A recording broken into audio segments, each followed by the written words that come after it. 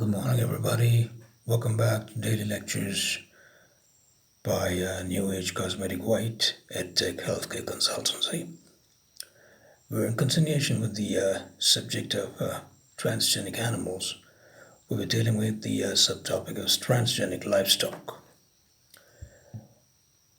There are several reasons for producing transgenic livestock. First, although mice have proven to be useful in biomedical research as models of human diseases, about testing of disease treatments, the physiology, anatomy, and lifespan of a mouse are different from those humans. Thus, livestock are often better animals on which to model disease processes, gene regulation, and immune system development. Second, many livestock animals produce large amounts of milk and therefore can be used to produce and secrete large amounts of recombinant proteins and other molecules of pharmaceutical importance. Third, genetic engineering can be used to rapidly and specifically improve livestock traits such as growth rate, disease resistance, and milk quality. Conceptually, the methods used to generate transgenic cattle are similar to those used for transgenic mice. The essential steps in modified mouse transgenesis DNA microinjection protocol entail 1. Collecting oocytes, for example, from slaughterhouse-killed animals. 2.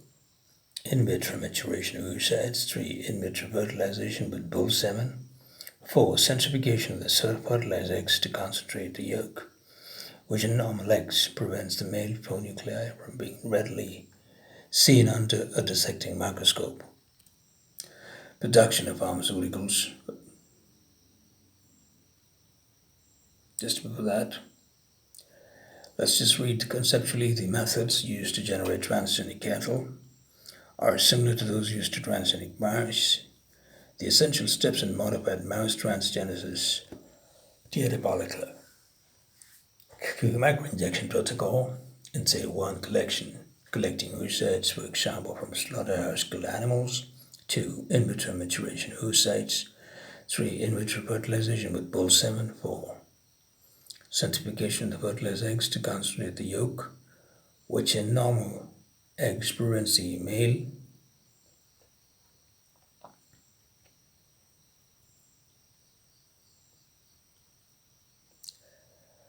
pronuclei from being readily seen under a dissecting microscope. 5. Microinjection of input DNA into male pronuclei. 6. In vitro development of embryos. 7. Non-surgical implantation of one embryo into one recipient, foster mother, and natural estrus. And 8. DNA screening of the offspring of the presence of the transgene.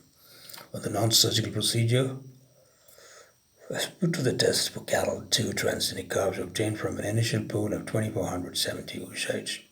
This result indicates that the methodology is feasible, although inefficient. The poor yield of transgenic calves or the DNA microinjection is likely due to the low probability of integration. In addition, time and effort are expended in rearing non-transgenic embryos. To spare this time and effort, small numbers of cells can be taken from a developing embryo prior to implantation and assayed for the transgene using PCR. The loss of these cells does not interfere with the normal development. The test will ensure that only embryos carrying the transgene are implanted. Production of pharmaceuticals. Much of the research with transgenic livestock has been devoted to developing the mammary glands of these animals as bioreactors for the production of pharmaceutical proteins. This is likely due to the greater economic incentives, public acceptability, and ethical justification associated with using transgenic animals for the production of pharmaceuticals than with production of animals and animal products for human consumption.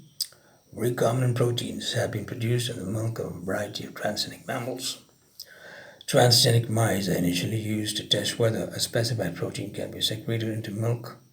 For example, large quantities of the authentic cystic fibrosis transmembrane regulator CFTR protein are needed to study its function and to formulate potential therapies for treating cystic fibrosis, a prevalent genetic disease. The primary effect of a faulty CFTR gene is an alteration of the protein that normally acts as a chloride channel as a consequence of the disruption of the proper flow of chloride ions into and out of cells. Mucus accumulates in the ducts of several organs, especially the lungs and pancreas. This mucus prevents normal organ function and becomes a site of a bacterial infection that is difficult to control with antibiotics.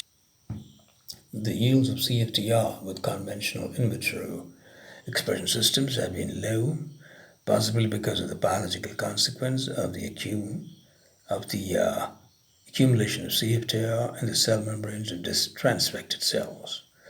The detrimental buildup of CFTR in the cell membranes of host cells could be avoided if the cell membranes were shed frequently. With such a system, not only would a heterologous transmembrane protein be associated with the released fragments of plasma membrane, but also concentrating and purifying the recombinant protein would be relatively straightforward. In fact, duration lactation fat from within the mammary gland cells is encapsulated by plasma membrane, and together they are secreted into milk as a globule. To test the feasibility of this concept, a full-length CFTR cDNA sequence was cloned into the middle of a defective goat beta-casein gene that had a deletion extending from the end of exon 2 to the beginning of exon 7. The construct retained the promoter and termination sequence of the goat beta-casein gene. The CFTR cDNA was cloned into a structural gene to provide enhancing transcription of the transgene. The beta-casein gene is actively expressed in mammary glands during lactation, and beta-casein is a major milk protein. Transgenic mouse lines carrying the CFTR sequence under the control of the beta-casein gene regulatory sequences were established. As predicted, the milk of transgenic males contained the CFTR protein bound to the membrane of fat globules. There were no negative effects on either CFTR transgenic lactating mothers or pups that were fed milk that contained CFTR. The CFTR protein was glycosylated and readily extracted from the fat-rich fraction of the milk. Many other proteins that are potentially therapeutic for humans have also been synthesized by the mammary gland cells of lactating transgenic mice. However, to obtain large quantities of CFTR, other medically important transmembrane proteins, and various human therapeutic proteins, the transgenic constructs must be incorporated into the genome of a larger mammal, such as a cow, sheep, or goat, with a method very similar to the one used for producing transgenic mice and with transgene constructs that are mammary gland specific. Promoters driving human gene sequences. Investigators have created transgenic sheep, goat, pigs, and rabbits from more than 100 different human proteins that are secreted into milk. The transgene-derived proteins may were glycosylated and had other post-translation modifications. In many of these cases, the recombinant proteins had biological activities identical to those of proteins from human sources. If the mammary gland is to be used as a bioreactor, dairy cattle, which each annually produce approximately 10,000 liters of milk, containing about 35 grams of protein per liter, are likely candidates for transgenes. More specifically, if a recombinant protein were present at 1 gram per liter of milk and it could be purified at 50% efficiency, the yield from 20 transgenic cows would be about 100 kilograms per year. Coincidentally, the annual global requirement for protein C, which is used for the preservation of blood clots, is about 100 kg. On the other hand, one transgenic cow would be more than sufficient for the production of the annual world supply of factor IX plasma thromboplastin component, which is used by hemophiliacs to facilitate blood clotting.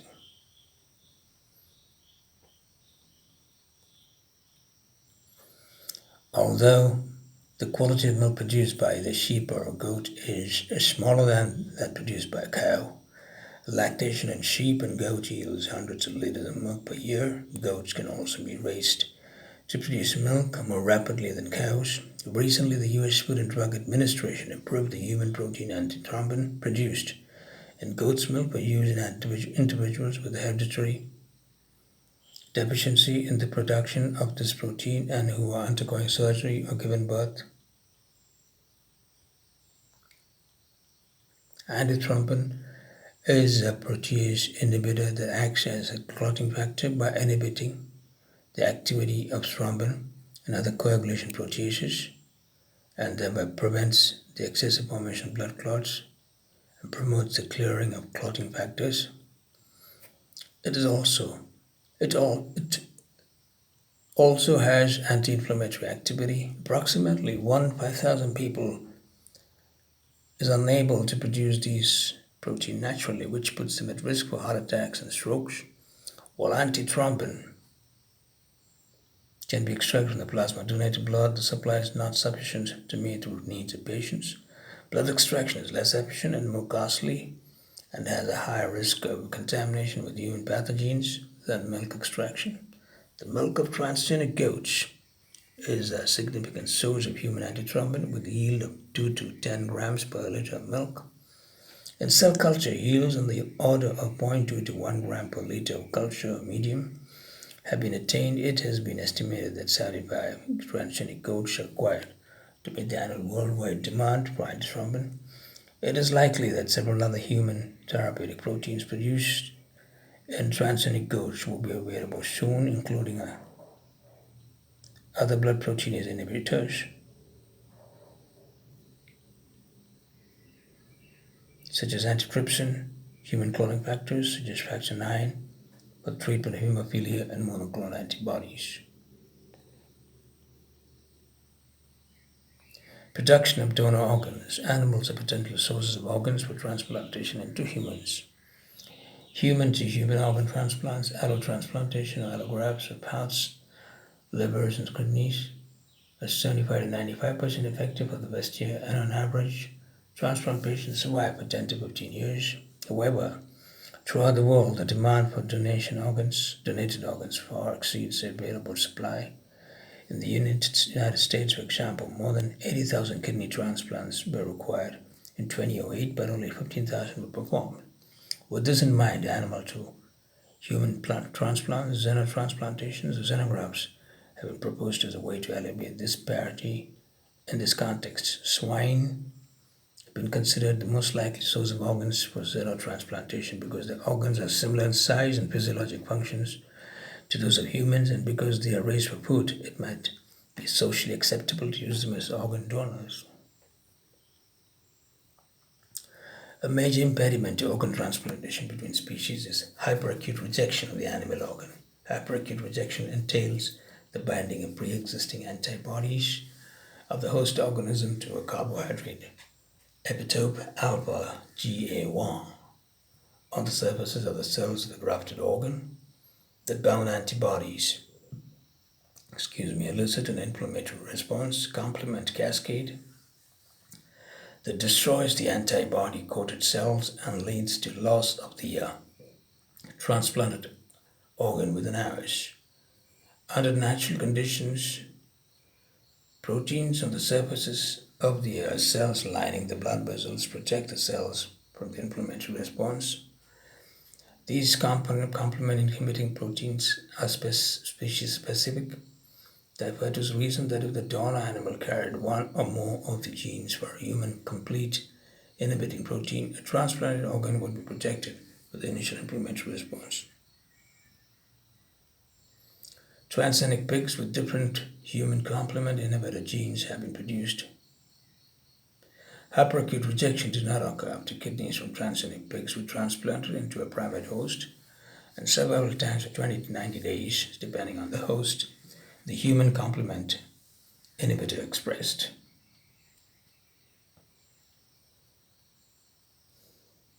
And the survival time zones, it depends on the levels of immunosuppressive drugs that were administered. Another strategy that shows some promise in pig to primate transplantation trials is the production of transgenic pigs with organs that do not produce the antigenic alpha GA1 epitope by deleting the gene encoding 1,3 alpha galactosyl transferase. The possibility that latent pig pathogens, such as porcine endogenous retrovirus PERV, might become activated after xenotransplantation and cause infections in humans must also be addressed. Preliminary information indicates that PERV replicates in some established human cell lines, but not in newly established cell cultures or human cells in vivo. Furthermore, there is no evidence that PERV produces adverse symptoms in humans. Certainly, all likely complications, as well as all of the ethical issues, must be resolved before xenografts are considered for clinical trials. Disease-resistant livestock. Currently, infectious diseases of domestic animals are controlled by vaccination, drugs, physical isolation, and careful monitoring. The cost of disease prevention can be as much as 20% of the total production value. The development of transgenic animals with inherent resistance to bacterial, viral, and parasitic diseases would increase the use of drugs used to treat these problems. Increased productivity, provide safer foods derived from these animals, and increase economic benefits. Genetic resistance to bacterial disease such as mastitis, mammary gland abscesses, and dairy cattle, bovine spongiform encephalopathy, BSE, also called mad cow disease. In cattle, neonatal scores dysentery. In swine and fowl cholera will be likely targets, and if resistance in each case is genetically determined, it may be possible to create transgenic animals with specific protection against a bacterial disease after these genes have been isolated and characterized. One approach then may be used to develop lines of animals that are resistant to infections, to agents, entails creating inherent immunological protection by transgenesis. The most favorable preliminary results to date have come from research in which the genes encoding the heavy and light chains of a monoclonal antibody have been transferred to mice, rabbits, goats, and pigs. The rationale behind this strategy is to provide a built-in, inherited biological protection mechanism for the transgenic animal that eliminates the need for immunization by vaccination. The concept of introducing the transgenes for an antibody that binds to a specific antigen into a recipient animal is called in vivo immunization. Although the animal usually has an intact humoral immune system, the expression of a monoclonal antibody against a specific pathogen would provide immediate protection without prior exposure to the pathogen. If the transgene encoding a monoclonal antibody was engineered to be secreted into milk, young suckling animals would acquire passive immunity against the pathogen. Another strategy to protect livestock from infectious disease is to eliminate production of the host cell component that the infectious agent interacts with through genetic engineering. This strategy has been proposed for the prevention of prion diseases. Prion diseases are caused by aberrant forms in normal brain proteins. They're infectious in the sense that once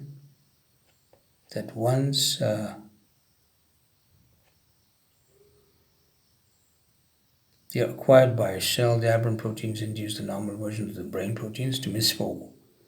The misfolded proteins aggregate and disrupt normal brain function. One prion disease that is particularly problematic for the beef industry is BSE, bovine spongiform encephalopathy, caused by mutant form of the protein known as prion protein BSE, PRP-BSE. To distinguish it from the normal protein, PRPC, scrappy is a similar protein disease, similar prion disease found in sheep.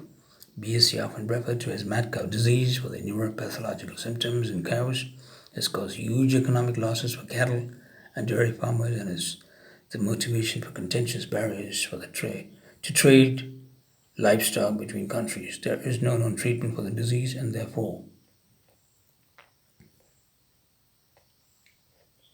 animals have to be destroyed, usually by incineration. Moreover, there is some evidence that prions can be transmitted to humans through consumption of prion-contaminated meat products to cause variant form encephalopathy, a Creutzfeldt-Jakob disease in humans. The prion is referred to as PRPCID, CJD. This insidious disease can be asymptomatic for very long periods but can actually eventually manifest as mental deterioration. Thus, it would be a relief for farmers and indeed consumers of animal products if livestock could be protected from prion protein infection.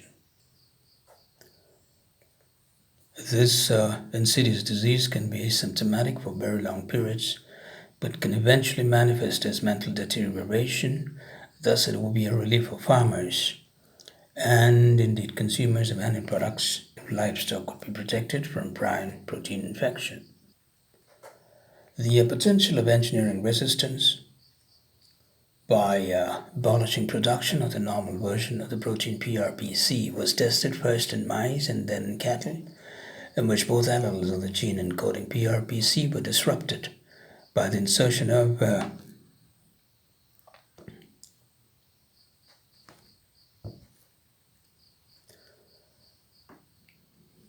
was tested first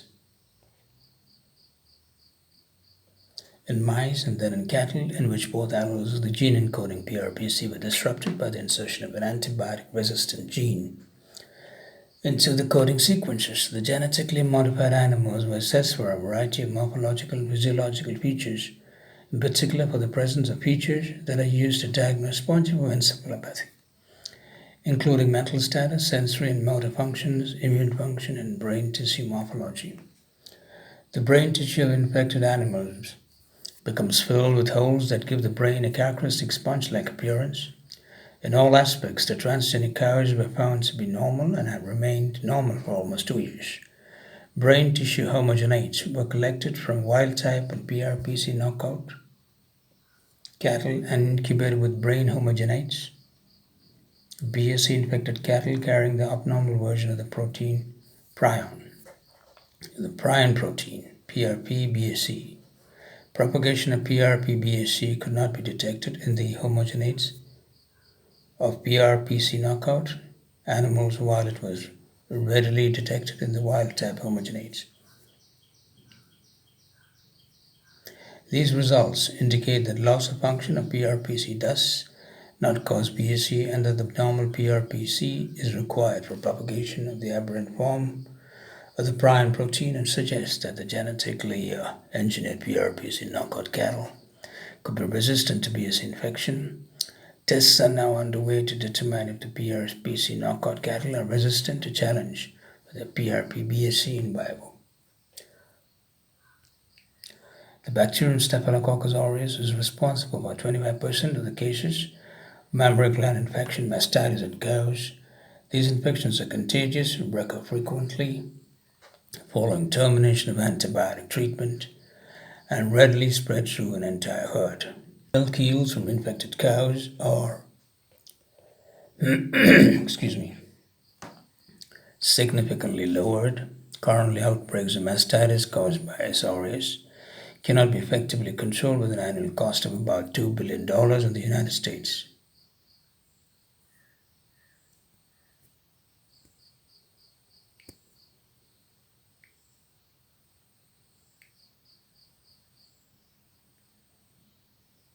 Transgenic cows that secrete a staphylolytic agent in their milk to prevent infections have been produced. Staphylococcus simulans produces lysostaffin, a peptidoglycan hydrolase that specifically attacks the cell wall of S. aureus. However, when cultured eukaryotic cells were initially transfected with native lysostaffin gene, only inactive lysostaffin was produced because 2 asparagine residues were glycosylated. This problem was overcome by using in vitro mutagenesis to replace the codons for these 2 asparagine residues with those for glutamine. The modified lysostaffin were non-glycosylated after synthesis in eukaryotic cells and was fully active against S. aureus. The efficacy of this approach was first tested by engineering mice to express the altered lysostaffin gene under the control of the promoter of sheep, beta-lactoglobulin, which is secreted in milk. Based on the successful protection of the transgenic mice against large inocular S. aureus, the approach has been extended to produce cows that express the lysostaffin gene. The altered lysostaffin gene under the control of the ovine beta-lactoglobulin promoter was introduced into cow fibroblasts, and the nuclei from these cells were then transferred to enucleated oocytes, and activated blastocytes were implanted into the uterus of cows and cerebral calves, which subsequently born and used to establish transgenic lines. Up to 9 infusions of Staphylococcus aureus into the mammary glands of high lysostaphin-expressing cows. No infections were observed. In contrast, 71% of the infused mammary glands of transgenic animals were infected. Moreover, even low levels of lysostaphin expression afforded a significant level of protection against the pathogen. While these results show promise for solving an important problem for the beef and dairy industries, the food safety issues associated with milk containing lysostaphin have yet to be addressed. Improving milk quality.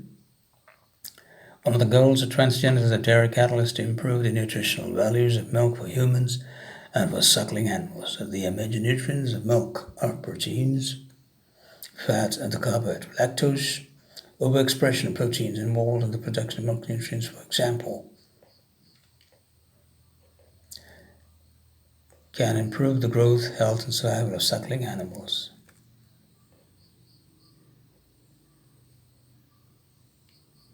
Specific components of milk can also be altered to benefit human consumers. The amount of these cheese produced from milk is directly proportional to the beta-casein, and casein contains an increase in beta-casein.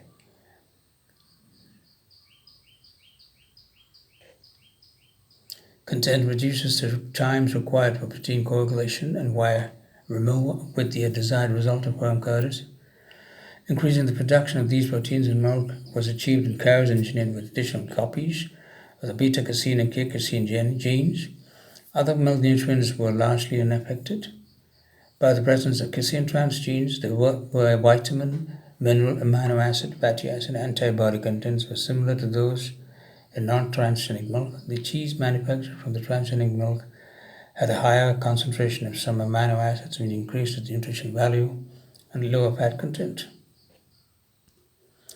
Modification of the lactose content in milk will be welcomed by many people who are lactose intolerant due to a deficiency in the production of the lactose hydrolyzing enzyme lactase. Lactose intolerant individuals experience severe indigestion after the consumption of milk containing foods. Expression of the mammalian lactase transgene in the mammary gland could decrease the lactose content of milk. However, the presence of some lactose is required for milk secretion. Although this has not yet been verified in cows, proof of principle was demonstrated in transgenic mice with a 50 to 85% reduction in milk lactose content. Similarly, many people who are allergic to bovine milk would benefit from abolition of beta-lactoglobulin, a major allergen in milk. Against the feasibility of this approach has not yet been demonstrated in cows, mainly because the creation of knockout mutants by inserting a selectable marker in the protein coding sequence is much more inefficient in livestock animals than it is in mice. This is due to the low frequency of homologous recombination in the cells of these animals. This is a figure which shows the native lysostaphin production produced by assimilants. Is a peptidoglycan hydrolase that cleaves the cell wall of the animal pathogen S. aureus. In animal cells transfected with the lysostaphin coding sequence from S. similans. Lysostaphin is glycosylated yellow stars and inactive against S. aureus. Alteration of the lysostaphin gene to replace the coding sequences for two asparagine residues in amino acid positions 125 and 232, N125 and 232, with glutamine residues Q125 and Q232. Results in the production of non-glycosylated active lysostaphin in animal cells. Take screenshots of these, it should be helpful to you.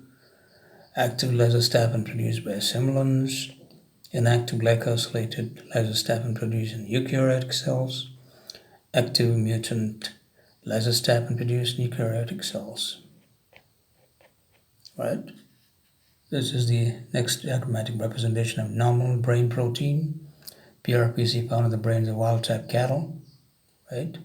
Is required for propagation of aberrant form of the protein known as prion protein BSE, BSE that causes BSE. Right? This is figure of prime proteins that elicit BSC or aberrant forms, PRP-BSC, of a normal brain protein, PRPC. Infection with PRP-BSC induces the normal versions of the brain proteins to misfold and aggregate, which disrupts normal brain function. Misfolded proteins can be transmitted to other animals and induce normal PRPC proteins in those animals to misfold. Take screenshots of these diagrams, they should be helpful to you. This is a table showing milk production and estimated recombinant protein yields from organisms used for the expression of transgenes in mammary glands. Organism would be rabbit, pig, sheep, goat, and cow. Animal milk yield per liter in liters. Estimated recombinant protein per female, that's kilograms per year. This is a figure showing the goat beta-casein gene CFTR cDNA expression construct. The full-length cDNA for CFTR was cloned between exon 2 EX2 and EX7 of the goat beta-casein gene. The promoter P and the transcription of termination T sequences and exons 1, 8, and 9, EX1, 8, and 9 of the beta-casein were retained. Take screenshots and make notes, please. The other is a table 21.2, which shows some human proteins that have been expressed in mammary glands of transgenic animals.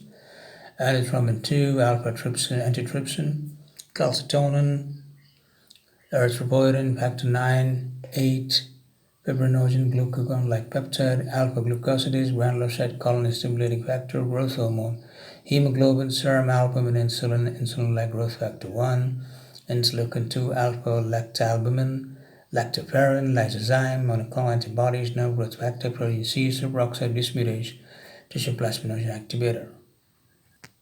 This figure shows steps in the development of transgenic cattle, where we have a collection of oocytes, in vitro maturation, in vitro fertilization, centrifugation of eggs, DNA microinjection into male pronuclei, in vitro embryonic development of blastocytes. This is stage embryonic implantation screening of offspring for transgene. This is a figure showing the cloning of sheep by nuclear transfer. The nucleus of an ovum is removed, dashed arrow, with a pipette. That's shown here, right? And goes down, disposing grow culture, induced geophage, fuse activate, in vitro embryo culture, implant, and finally the clone sheep. Right. Take notes of these, right? Or screenshots, and you should be able to understand.